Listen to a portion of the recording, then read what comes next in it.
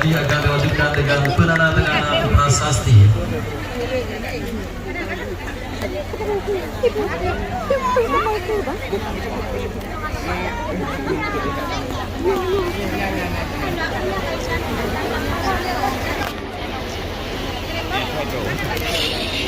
Di desa wisata khususnya untuk Pantai Cemara.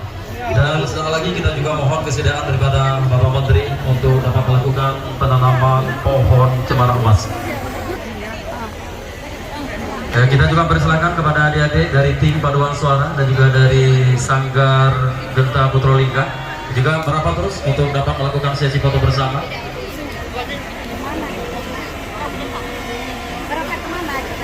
Dan setelah sesi foto bersama nantinya Bapak Menteri juga akan melakukan kunjungan di desa. Tapi dengan perintah kemarin, dengan regulasi yang ada kemarin, tegak lurus untuk membagi BLT dan juga sebagainya. Ini adalah banyak sekali hari ini adalah infrastruktur terbengkalai di seluruh pelosok, khususnya adalah kabupaten. Supaya yang mangkrak infrastruktur yang dulu di saat COVID-19 ini dapat dilanjutkan kembali. Ini perlu pelaturan lagi, Pak. Sekecil, sebanyak apapun, kalau bisa memang banyak. Alhamdulillah tidak akan menolak.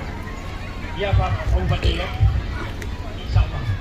Dan yang bahwa di saat kita adalah COVID-19 yang lalu,